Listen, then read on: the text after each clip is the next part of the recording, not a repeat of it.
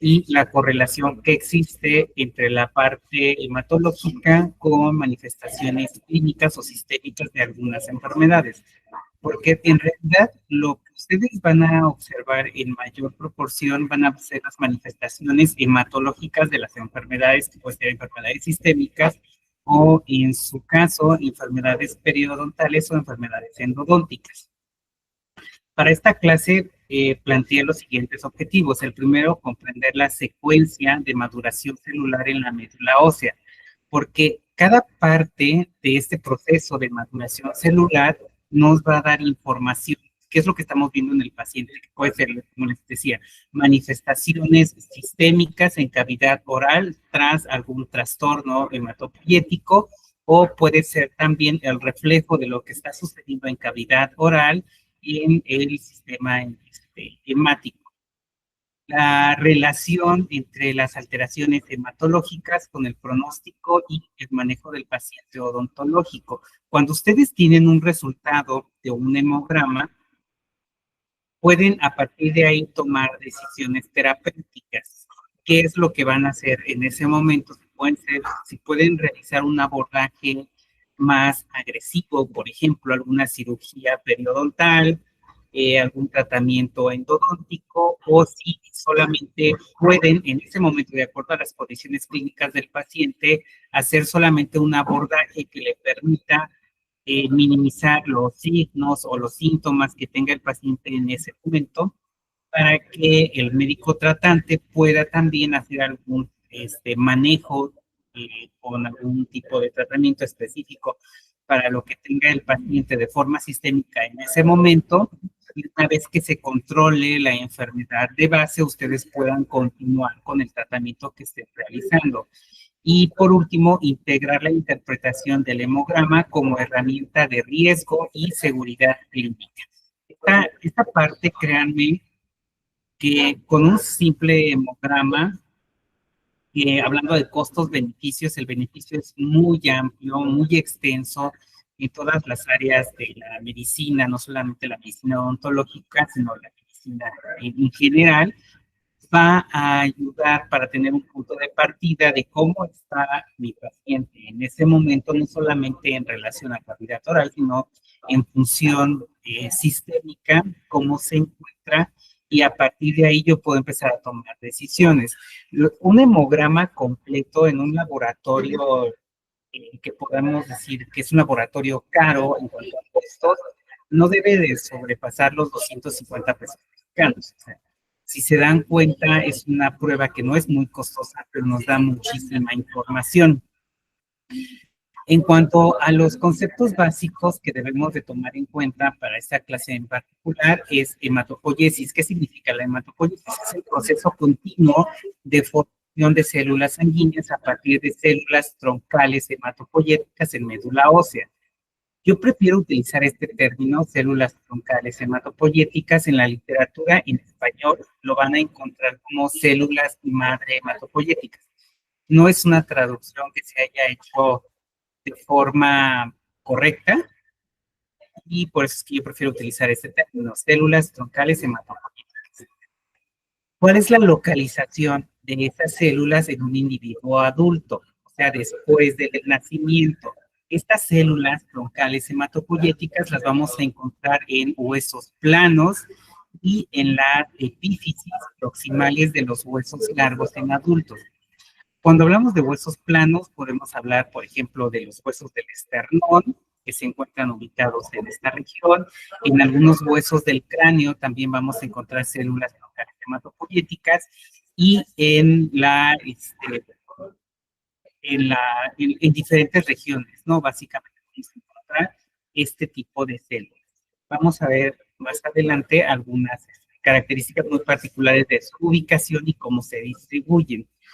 La producción de células sanguíneas se empieza o se inicia desde el desarrollo, desde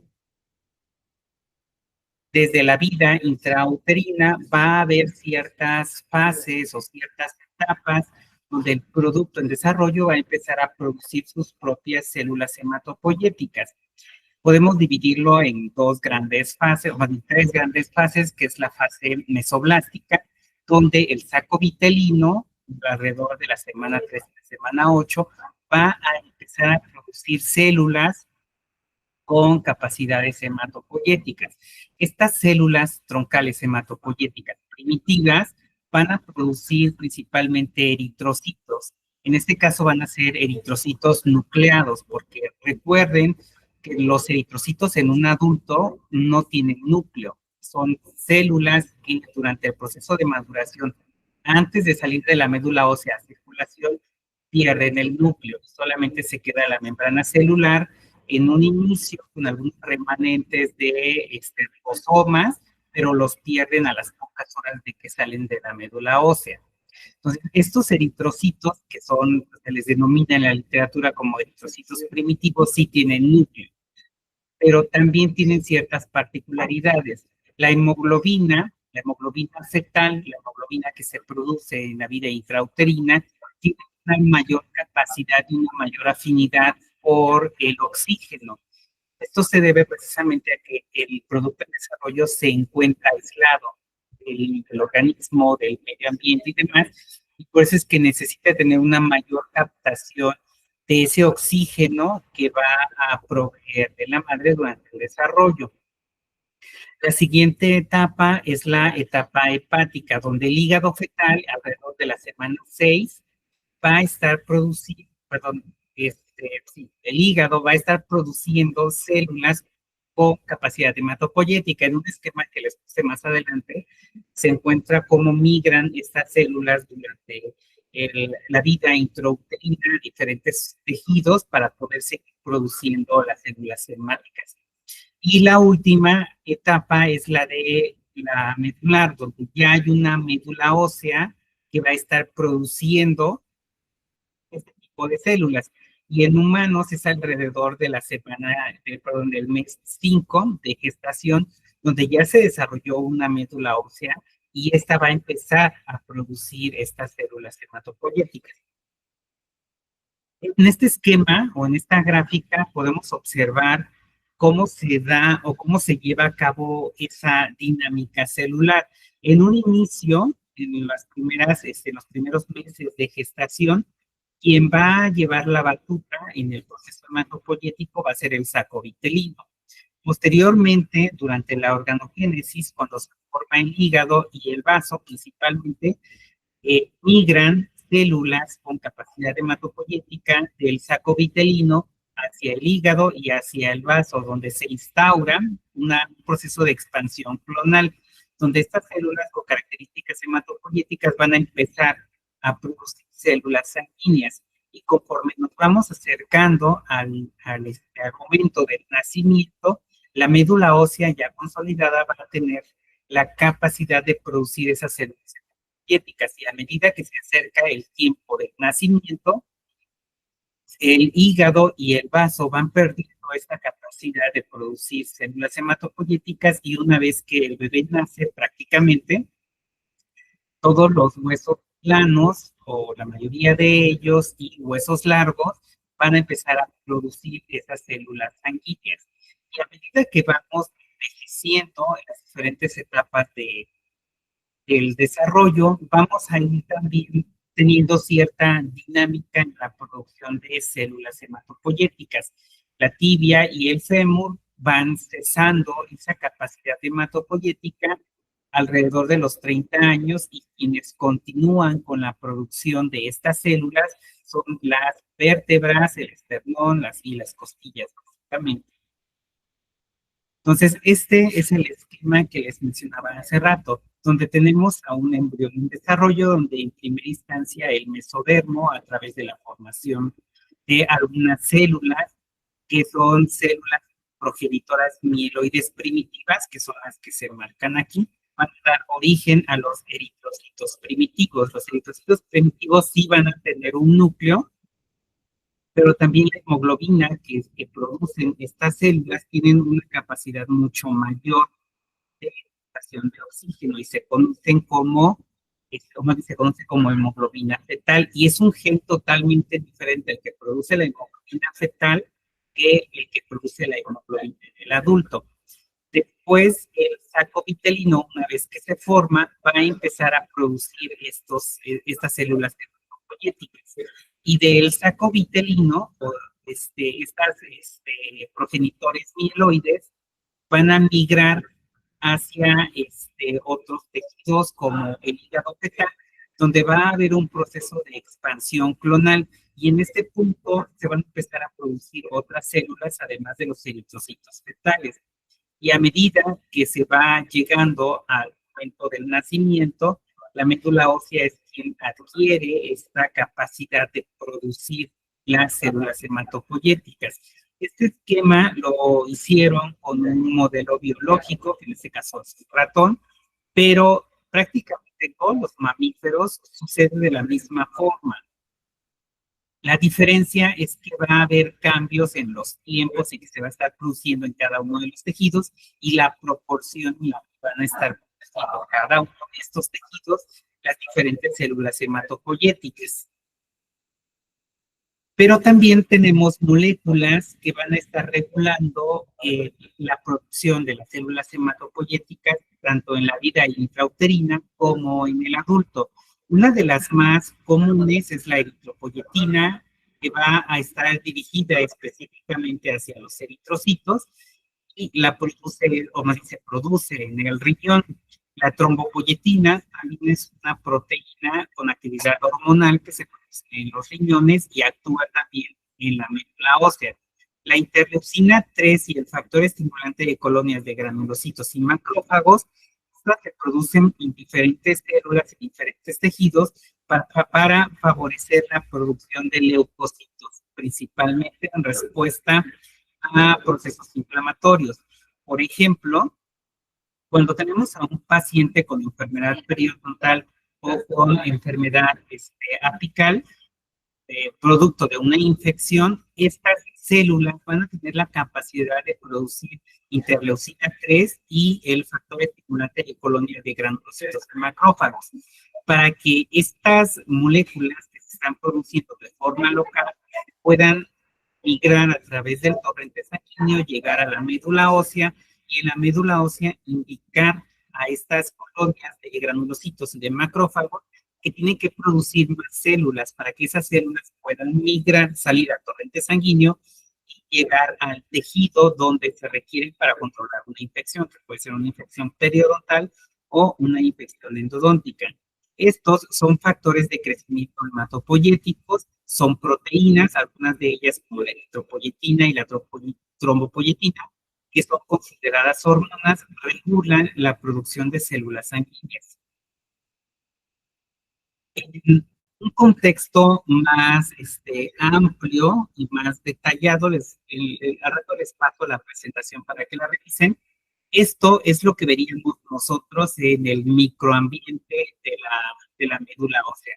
Vamos a tener vasos sanguíneos que están proximales a los osteoclastos, son los vasos sanguíneos tipo H, y tenemos otros vasos sanguíneos que van a estar favoreciendo la migración de células de la médula ósea hacia el torrente sanguíneo, pero también van a estar recibiendo algunas células que se encuentran en circulación hacia la médula ósea, porque recuerden, aunque la médula ósea es el tejido que se encarga de la producción de las células sanguíneas, también necesita recibir nutrientes, también necesita recibir oxígeno, eliminar el dióxido de carbono, y por eso es que también necesita mantener esta comunicación bilateral, donde células del torrente sanguíneo van a estar entrando a la médula ósea y células de la médula ósea van a estar saliendo hacia circulación. También estos vasos sanguíneos permiten la permeabilidad de algunas moléculas como los factores de transcripción que vimos anteriormente, como proteínas, como hormonas, como la eritropoyetina o la trombopoyetina, para que las células progenitoras que se encuentran en este microambiente puedan producir las células necesarias para que salgan a circulación. Ahora, tenemos varias líneas celulares en médula ósea. Tenemos la línea eritroide, la línea mieloide granulocítica, la línea mieloide monocítica, la megacariocítica y la linfoide.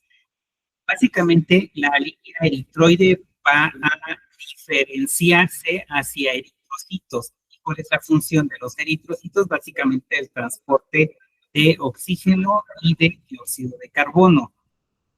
Tenemos también la línea mieloide granulocítica que se va a diferenciar hacia neutrófilos, hacia eosinófilos y hacia basófilos. Y estos básicamente tienen que ver con la respuesta inmune innata.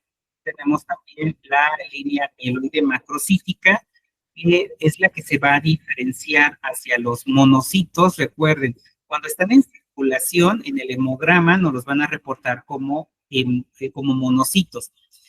Pero esos monocitos no tardan mucho tiempo en circulación. Una vez que salen de la médula ósea, entran a circulación y migran hacia los tejidos, hacia la mucosa oral, hacia la mucosa digestiva, genitourinaria, hacia la piel, hacia diferentes tejidos, y su función es básicamente la fagocitosis y la modulación de la inflamación. En el caso del tejido periodontal, una vez que se instaura la inflamación, que se forma una bolsa periodontal, tenemos la acumulación del biofilm, diferentes tipos de periodontopatógenos. Primero se va a instaurar una respuesta inflamatoria aguda, donde las principales células que van a llegar a ese sitio van a ser los neutrófilos, específicamente los neutrófilos segmentados. Después que esa infección se hizo más crónica, las siguientes células que van a llegar van a ser los monocitos. Los monocitos, su función en un proceso inflamatorio es eliminar algunos patógenos, pero también tienen que ver con la remodelación del tejido. Cuando se instaura una respuesta inflamatoria aguda, se produce una estimulación en los fibroblastos que se encuentran residentes en la mucosa oral. Esos fibroblastos, como respuesta a ese estímulo, van a producir una matriz extracelular, básicamente fibras de colágeno y otras moléculas más.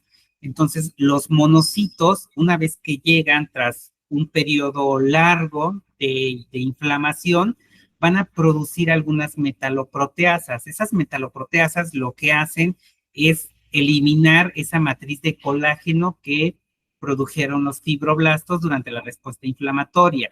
Sin embargo, en el caso específico de la enfermedad periodontal, esas metaloproteasas, producto de los monocitos o de los macrófagos ya en tejido, van a favorecer también la lisis o la destrucción del tejido cartilaginoso, que básicamente son fibras de colágeno, pero también van a favorecer la remoción del tejido óseo. Por eso es que es importante controlar la inflamación periodontal, por la destrucción que puede haber propiamente por los patógenos periodontales, pero también por la inflamación y por la respuesta inflamatoria que producen las células del sistema inmunológico. Cuando ustedes ven un hemograma de un paciente con enfermedad periodontal, sí nos interesa toda la parte eritroide que vamos a ver más adelante, pero en el punto particular de la parte de los leucocitos nos interesa saber cómo está esa dinámica celular, qué células están produciendo, qué marcadores celulares puedo utilizar yo para tomar decisiones en cuanto al tratamiento periodontal que estoy realizando. Y en la parte megacariocítica, pues básicamente son los megacarioblástos, los que se fragmentan y nos van a dar como producto las plaquetas. Las plaquetas están involucradas en la hemostasia primaria, porque recuerden que hay todo un proceso de coagulación en diferentes etapas, donde van a intervenir también las plaquetas y la línea linfoide. La línea linfoide se divide en linfocitos B, linfocitos T y células NK. Estas células tienen que ver con la respuesta inmune adaptativa e innata. Pero en un frotis o en un hemograma o en un hemograma convencional, nosotros no podemos diferenciar entre cuáles de esas células que estamos observando en el microscopio o la lectura que está haciendo el equipo a través de una técnica que se llama impedancia magnética. No podemos diferenciar entre células B, células T y células NK. Por eso es que en el reporte del hemograma solamente no lo reportan como linfocitos, pero no hay una diferenciación entre las poblaciones de estas células.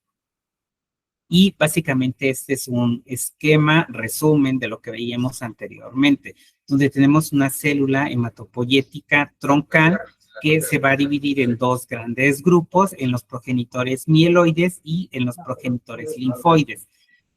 Dentro de los progenitores mieloides tenemos a los megacariocitos que van a dar origen a las plaquetas, a los eosinófilos, basófilos, eritrocitos, monocitos que van a migrar a los tejidos para tener ya la denominación en tejido como macrófago o como célula dendrítica, y los neutrófilos segmentados. Y del otro lado, en la línea linfoide, tenemos a las células NK, a las células T y a las células B. Las células B, cuando migran a los tejidos, les vamos a denominar células plasmáticas.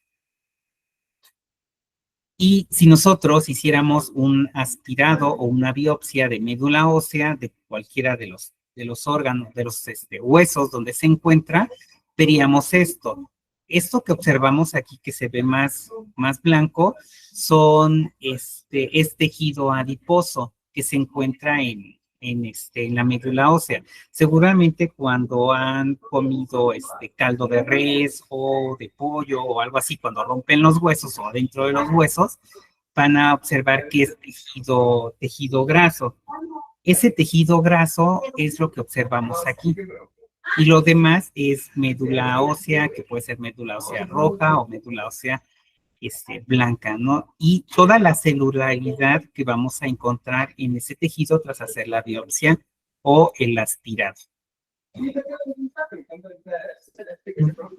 Esta, no sé por qué, se me movió, pero es la que veíamos anteriormente. Entonces, dentro de los diferentes factores que van a estar regulando la dinámica celular en la médula ósea, vamos a tener los que veíamos anteriormente, pero también vamos a tener factores de transcripción que van a ayudar a que se transcriban algunos genes. ¿Cuáles genes? El gen que me va a dar origen a la eritropoyetina o a la trombopoyetina, porque recuerden que son hormonas de origen proteico. Tenemos hormonas de origen proteico como la eritropoyetina, la trombopoyetina, la insulina también es una hormona de origen proteico. También tenemos hormonas de origen lipídico como el cortisol, que tiene que ver con todo esto del estrés y demás. ¿Qué otra? El estradiol, por ejemplo, durante el ciclo menstrual también es una hormona de origen lipídico. Y los nichos hematopoyéticos. Estos nichos hematopoyéticos es el microambiente medular con células estromales, osteoblastos y células endoteliales que van a estar teniendo comunicación directa con todos los progenitores linfoides y los progenitores mieloides en un microambiente rico en nutrientes. Tiene que estar también, tener buena oxigenación para que las células que se están dividiendo en este microambiente puedan tener una tasa de replicación, una tasa de división celular y transcripción de genes correcta. Y para eso necesitan los nutrientes, necesitan oxigenación, necesitan eliminar también el dióxido de carbono que se encuentra como producto de la respiración celular. Ahora bien, tenemos diferentes mecanismos en los cuales la médula ósea va a estar manifestando signos y síntomas también de enfermedad. La interpretación clínica odontológica podemos hacerla en diferentes niveles, en diferentes etapas fisiológicas de la vida, donde la anemia va a ser uno de los signos que vamos a poder observar, por ejemplo, de una mucosa oral pálida. Seguramente algo está sucediendo de forma sistémica que se está manifestando de esa forma. Y un paciente con anemia tiene un riesgo de hipoxia tisular y un retraso en la cicatrización, porque si el tejido, o más bien la oxigenación, no está llegando de forma adecuada al tejido donde ustedes hicieron una incisión para una cirugía periodontal o la cirugía que se les ocurra, ese tejido no va a cicatrizar de forma adecuada. Y tenemos una gran variedad de tipos de anemia. La más común es la anemia ferropénica en población en general, ¿no? O sea, es una de las más comunes. Tenemos también otros tipos de anemia que son anemias hemolíticas, por ejemplo, la esferocitosis o la drepanocitosis. La drepanocitosis es una patología o es un tipo de anemia que es común en regiones, por ejemplo, como en Veracruz o el noroeste, el suroeste, perdón, del país, Guerrero, Oaxaca y Chiapas. Vamos a tener una incidencia bastante significativa de drepanocitosis.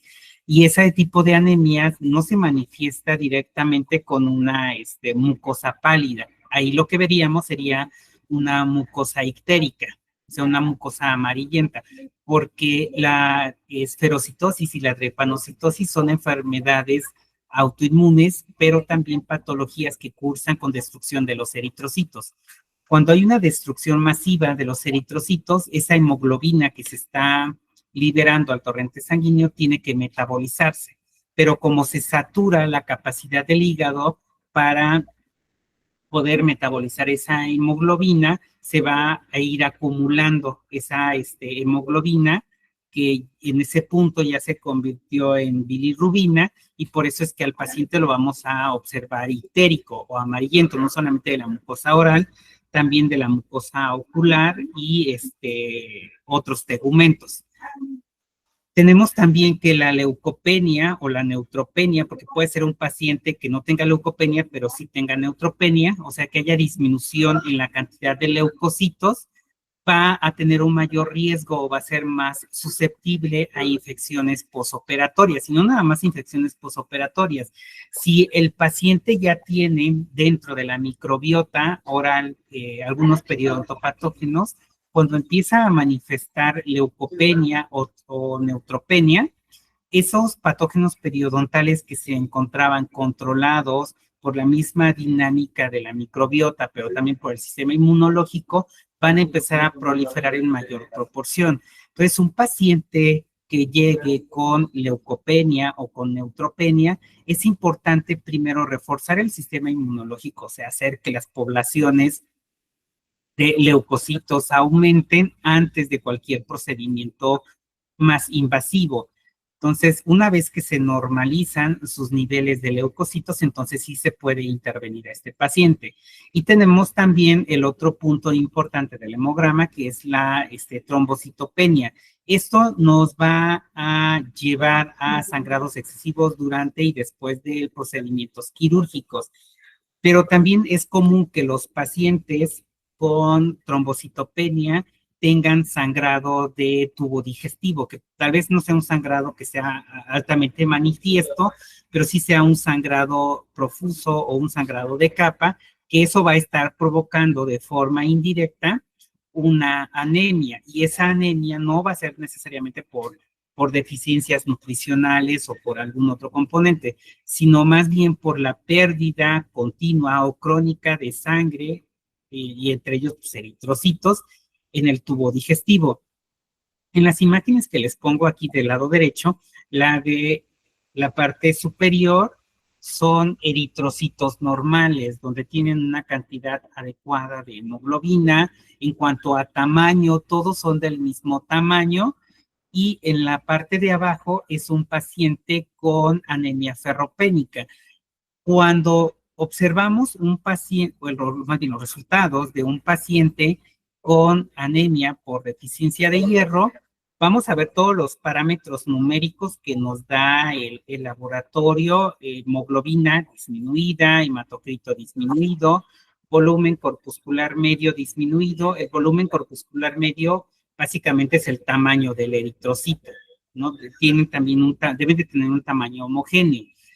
Y en la parte de abajo del hemograma viene un apartado que se llama observaciones. Y ahí en las observaciones nos van a poner, se observan codocitos, más adelante tengo una imagen con codocitos, se observan microcitos, básicamente son todos estos eritrocitos que tienen un tamaño mucho más pequeño. Vean, este eritrocito es mucho más pequeño, pero además la cantidad de hemoglobina que tiene este eritrocito es mucho menor, perdón. Se observan dacriocitos. Los dacriocitos son este tipo de células, como si fuera una lágrima o una pequeña gota, donde se observa una palidez bastante significativa y se ve esta morfología como si fuera una coma. Vamos a tener anisocitosis, ¿qué significa? Que vamos a tener eritrocitos pequeños, eritrocitos normales, eritrocitos grandes, en fin, variedad de tamaños. Todas esas observaciones que nos pone el laboratorio en la parte final del reporte son importantes porque el laboratorio no nos va a decir el paciente tiene una anemia por deficiencia de hierro. Nos va a dar toda la descripción morfológica para que nosotros en el consultorio podamos decir, este paciente de acuerdo a estas características tiene una anemia por deficiencia de hierro. A ver, déjeme buscar el código. ¿Me podría explicar bien qué es el hematocrito? Las vamos a observar nosotros cuando veamos esa muestra al microscopio.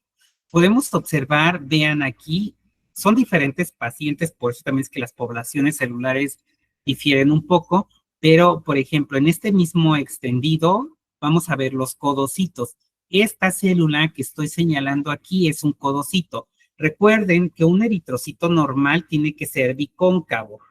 O sea que cuando nosotros veamos la morfología del eritrocito, vamos a observar una palidez central.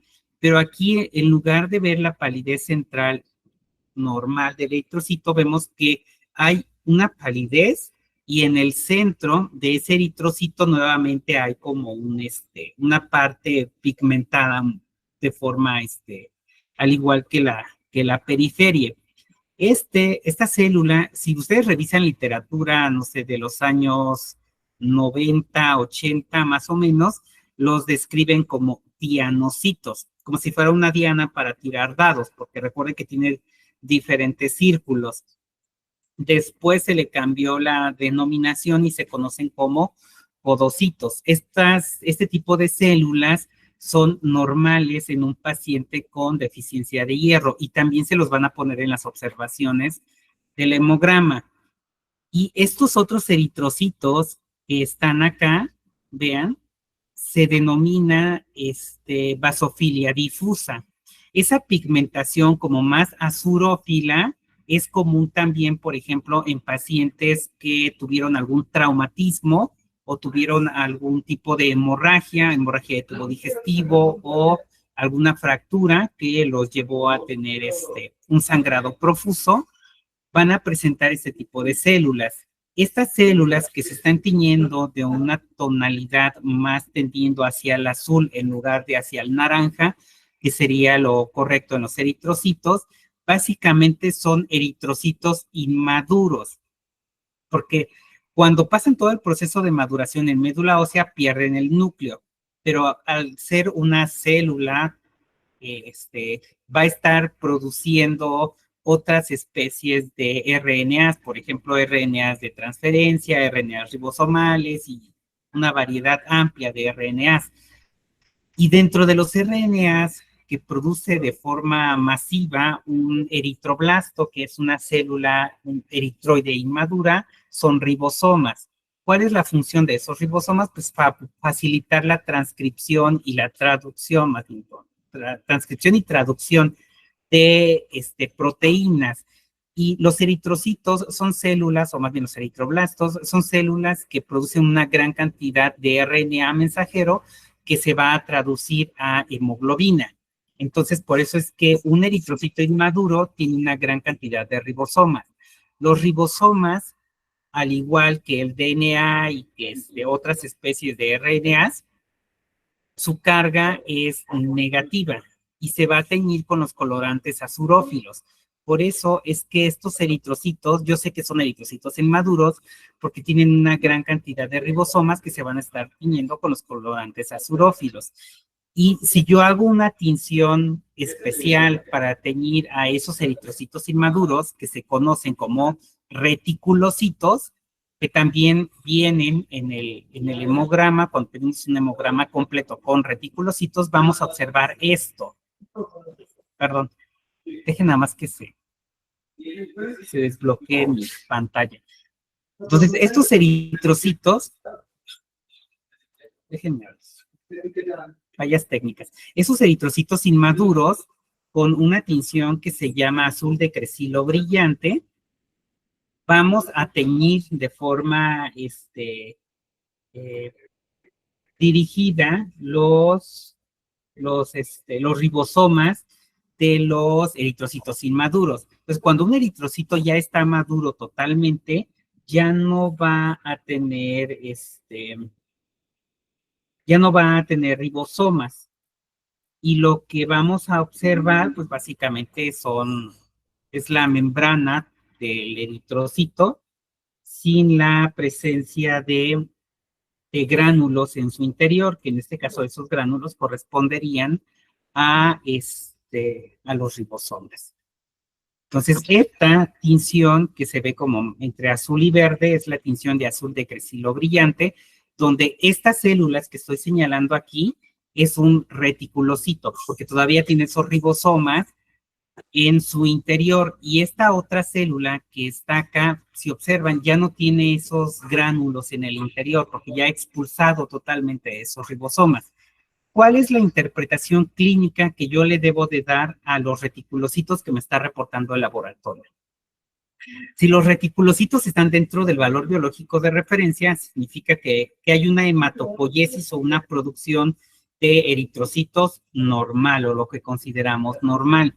Ni está aumentada ni está disminuida. Simplemente está reponiendo todos los eritrocitos que están muriendo todos los días. Porque así como se producen eritrocitos 24/7, también se mueren eritrocitos 24/7 y tiene que haber una tasa de reposición celular. Pero si yo tengo a un paciente con una anemia y además me están reportando vasofilia difusa y los reticulocitos están aumentados, ¿eso qué significa? Significa que mi paciente sí tiene una anemia, pero esa anemia es regenerativa. ¿Qué quiere decir? Que cuando empiece a recibir tratamiento, dependiendo del tipo de anemia que sea o el control, sus niveles de hemoglobina se van a normalizar, porque la médula ósea está trabajando para ello, para normalizar nuevamente esos niveles de hemoglobina. Sin embargo, si tengo un paciente con anemia y los reticulocitos están disminuidos, o sea, del valor biológico de referencia menor o inferior y están disminuidos, significa que ese tipo de anemia que tiene mi paciente es no regenerativa. O sea, que algo está sucediendo con la médula ósea, con los progenitores eritroides, que no se está produciendo nuevamente esos reticulocitos. ¿Dónde los voy a observar, por ejemplo? ¿O dónde voy a observar ese tipo de fisiopatología? En pacientes, por ejemplo, con diabetes no controlada, donde ya se está lesionando el riñón por acción de la glucosa elevada, etcétera, ¿no? Donde ya hay un daño renal. ¿Por qué con el daño renal? Porque recuerden que en los riñones es donde se produce eritropoyetina y trombopoyetina. Y si no se está produciendo la eritropoyetina, esa hormona no va a estar estimulando a la médula ósea para que se produzcan más eritrocitos. Y también algo característico que voy a observar en pacientes con anemias regenerativas va a ser este tipo de células. Este es un eritrocito nucleado. Ese eritrocito nucleado no tendría por qué estar en circulación. Ese eritrocito nucleado tendría que estar en médula ósea, porque recuerden que a circulación van a salir una vez que esos eritrocitos ya hayan perdido el núcleo. Salen con ribosomas, pero los pierden al poco tiempo de que salen a circulación, y eso es normal. Entonces, si me están reportando eritrocitos nucleados, significa, y además vasofilia difusa y reticulocitosis, significa que lo que está haciendo la médula ósea es trabajar a marchas forzadas para que salgan eritrocitos a circulación y puedan oxigenar al organismo.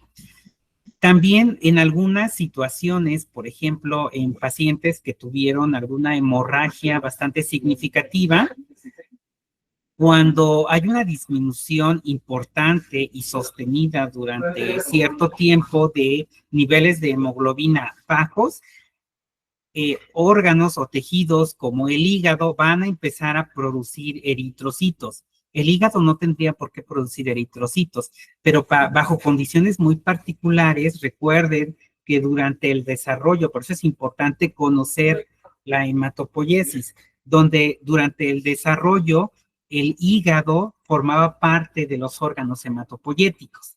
Entonces, cuando hay situaciones donde se necesita que se produzcan más eritrocitos, el hígado puede tomar nuevamente la batuta en la producción de eritrocitos.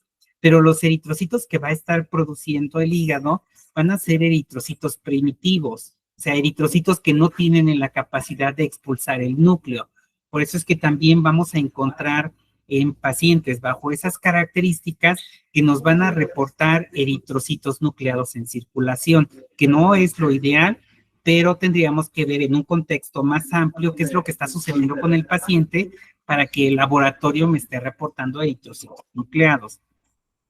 Y nuevamente, esa es la morfología característica de un paciente con anemia microcítica hipocrómica. Entonces vamos a tener dacriocitos, vamos a tener anisocitosis, significa que eritrocitos pequeños, eritrocitos normales, eritrocitos grandes, algunas morfologías muy particulares que nos van a estar reportando. Y es importante saber hacer la correlación clínica. Y una vez que tenemos, ahora sí, la parte de laboratorio, la parte de lo que yo estoy viendo en el paciente o la historia clínica que le hice al paciente y qué es lo que voy a hacer después. Inicio un tratamiento que sea un tratamiento conservador, un tratamiento no tan invasivo, lo mando a hematología o lo mando a medicina interna, dependiendo de qué tan grave sea el caso particular del paciente. Una vez que lo normalicen, tal vez pueda continuar con el abordaje y un tratamiento más agresivo que ahora, como el paciente ya está, digamos, normal en cuanto a sus valores hematopoyéticos, el resultado que voy a tener con el tratamiento que yo le realice va a tener mayor índice de éxito. Ahora, estos son valores biológicos de referencia de forma muy general. Es importante que ustedes analicen los resultados de su paciente en función de los valores biológicos que le esté reportando el laboratorio. Y aquí es importante tomar en cuenta el sitio donde radica el paciente y cuánto tiempo tiene radicando en ese lugar. Porque si mi paciente viene de la costa, de lugar que se les ocurra, pero que esté a nivel del mar, se muda a la Ciudad de México, va con ustedes y les dice, es que tengo una semana que estoy viviendo en la Ciudad de México. En ese momento, los valores biológicos que yo debo de tomar en cuenta para analizar los resultados de mi paciente son los valores de nivel del mar, no a las altitudes a las que me encuentro en ese momento. Si mi paciente me dice, soy de la costa, pero ya tengo 8 meses viviendo en la Ciudad de México. En 8 meses sus niveles de hemoglobina y de eritrocitos principalmente ya se adaptaron a estas altitudes. Entonces, los valores biológicos de referencia que tengo que utilizar para ese paciente son los valores biológicos de estas altitudes, ya no de las de nivel del mar. Entonces, vamos a tener en grandes rasgos valores de hemoglobina, valores de hematocrito, leucocitos totales, neutrófilos y plaquetas. Y también es importante porque vamos a tenerlos en valores absolutos y en porcentajes. ¿Cuáles son los valores que a nosotros nos interesa tomar en cuenta para tomar decisiones clínicas?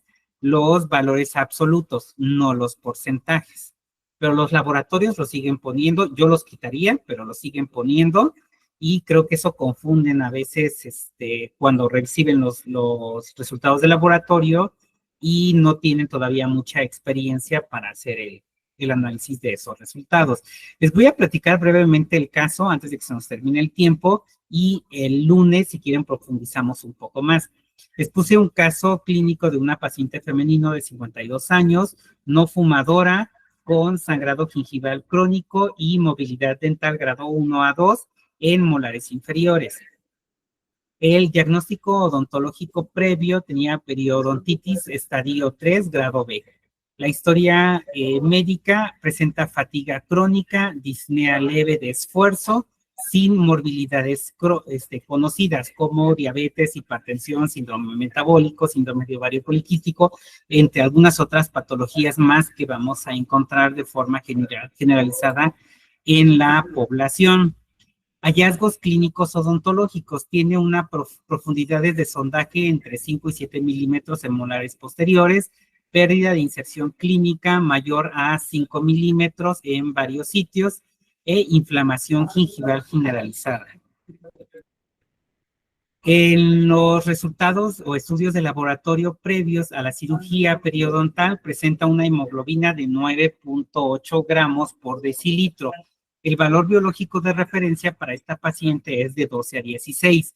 En este punto presenta una anemia moderada. El valor crítico de hemoglobina es de 8. Si un paciente adulto llega con valores de hemoglobina cercanos a 8, paciente si yo te pedí el rayos X, pero lo van a seguir usando a medicina interna o hematología para que le den seguimiento. Sí, es que lo iba a quitar, pero no creo que lo presenta un hematocrito de 31%, el valor biológico de referencia para el hematocrito es de 36 a 46%, y un volumen corpuscular medio de 72 femtolitros. El valor biológico para el volumen corpuscular medio es entre 80 y 90. Y eso se refiere al tamaño de los eritrocitos. Los eritrocitos en el hemograma, ¿vas a usar el rayos X? De acuerdo a cómo lo mide el hemocitómetro, lo va a hacer en femtolitros. Y aquí nos está indicando que hay microcitosis, que se tiene que corroborar por microscopía. Y nos ponen también valores de ferritina sérica de 9 nanogramos por mililitro. Y esto nos está indicando que hay una deficiencia de hierro. La ferritina es una proteína que funciona como almacenamiento de hierro. Se almacena en la ferritina, nos ayuda a toda esta cinética del hierro en el organismo, y cuando se requiere por la médula ósea se libera, y el hierro puede ser utilizado para la formación de hemoglobina. Si tenemos niveles de ferritina disminuidos, eso nos está indicando también que no hay suficiente hierro en el organismo para poder ser utilizado para la formación de hemoglobina. Además, presenta leucocitos y plaquetas en rangos biológicos de referencia. Entonces, hasta este punto, lo que podríamos decir con estos resultados de laboratorio es que nuestra paciente presenta una anemia por deficiencia de hierro. ¿Y qué es lo que vemos en su frotis sanguíneo? Esta célula que observamos aquí, ya se las había mencionado en las imágenes anteriores, es un dacriocito, que es común en pacientes con anemia por deficiencia de hierro. También presenta codocitos. Esta célula, recuerden y memorícenla, son marcadores o biomarcadores para el diagnóstico de anemia por deficiencia de hierro. Esta célula que se observa aquí es un esquistocito. También son cambios que van a sufrir los eritrocitos por esa conformación en la membrana celular donde hay deficiencia de hemoglobina. Tenemos también algunos eritrocitos normales como tenemos también la presencia de diferentes tamaños de eritrocitos dentro de la misma muestra, y eso se conoce como anisocitosis, y tiene una tendencia hacia microcitosis o hacia microcitos. O sea, generalmente o en los histogramas que observamos en el hemograma, tenemos de una población homogénea de eritrocitos, que son como si fueran una curva de Gauss, más o menos. Pero a veces tenemos una pequeña curva y después otra curva mayor. Eso significa que hay una población de microcitos, pero también tenemos una población de eritrocitos normales. Y esto que observamos aquí es una plaqueta. Y acá observamos otra plaqueta, otra plaqueta. Esta también es una plaqueta. Entonces, ¿cuál es la interpretación hematológica para este caso en particular? Es una anemia ferropénica que puede comprometer la oxigenación tisular al momento en que ustedes estén haciendo algún tratamiento, retrasar la cicatrización y disminuir la capacidad de la respuesta inmune local. Y recuerden que cuando hay enfermedad periodontal, se compromete la integridad sistémica, porque hay Estoy viendo mío por estudios ahí. donde se ha hecho una correlación con enfermedad de Alzheimer, con enfermedades respiratorias, ¿Anda? enfermedades cardiovasculares, Sí, ya. Sí. con Sí, luego. obesidad, con enfermedades como la artritis reumática, cáncer Sí, oral ¿verdad? y Sí. también con Gracias. problemas de gestación. ¿Cuál es la relevancia en periodoncia de este tipo de complicaciones? La deficiencia de hierro Listo, reduce gracias. la actividad de la peroxidasa salival y la respuesta bacteriana, favoreciendo la persistencia de bacterias periodontopatógenas en el tejido y, por tanto, el curso normal de la enfermedad periodontal. Existe un riesgo de fatiga y mala tolerancia a procedimientos prolongados. Por eso es importante identificar a través del hemograma, sí, todo lo que tiene que ver con la anemia, pero también la parte inmunológica a través de la celularidad, la parte de coagulación con las plaquetas. Si nosotros identificamos algo que está fuera de rango o que supone un riesgo para el paciente, lo ideal es que primero o trabajar a la par con el médico tratante, que se normalice de acuerdo a la complicación del paciente y ustedes desde el consultorio odontológico ir haciendo lo que se pueda dentro de esas limitaciones. Pueden hacer un tratamiento conservador en primera instancia para disminuir síntomas, signos, carga de los bacteriana. Y una vez que el paciente ya esté en condiciones óptimas para recibir tal vez un tratamiento más agresivo, si así lo requiere, entonces poder continuar con la siguiente fase del tratamiento periodontal o endodóntico.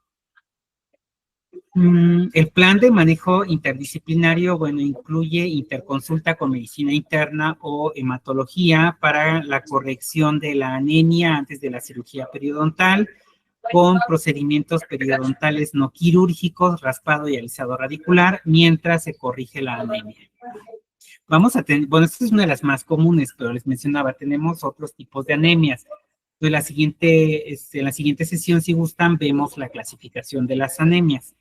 Y tenemos también la terapia de reposición de hierro oral y dieta rica en hierro hemo, que el hierro hemo, recuerden que es el que vamos a obtener a partir de carnes rojas, pescado, etcétera, y el hierro no hemo es el que vamos a adquirir a través de las legumbres, vegetales verdes y demás. Y también es necesario en estos pacientes, si así lo requieren, la suplementación con vitamina C para la optimización de la absorción del hierro.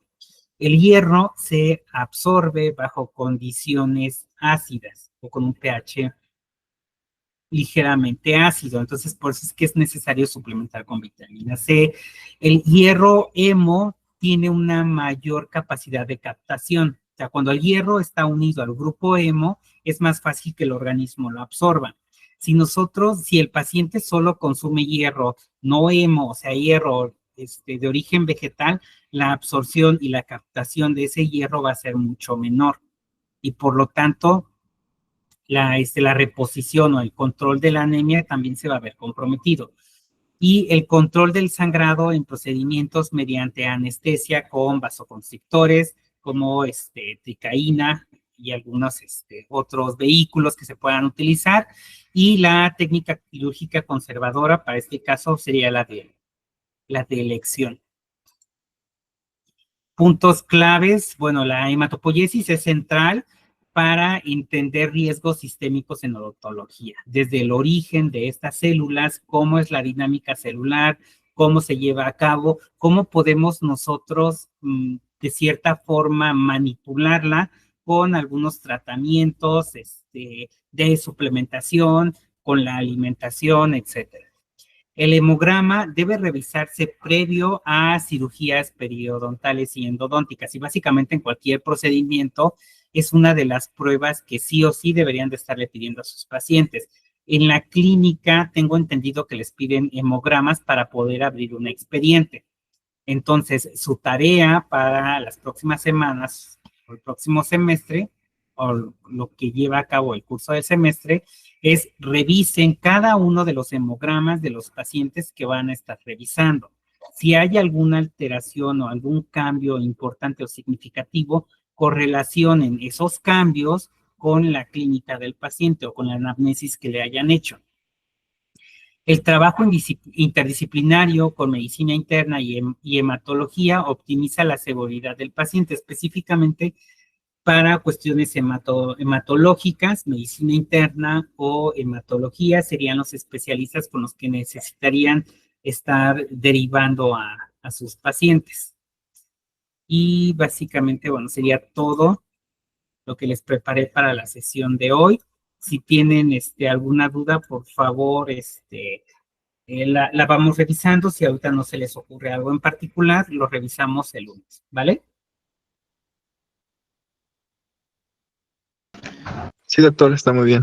Sí, gracias, Doc. Nos vemos el lunes, descansen. Gracias. Gracias. Nos vemos, Doc. Buen día. Adiós, doctor.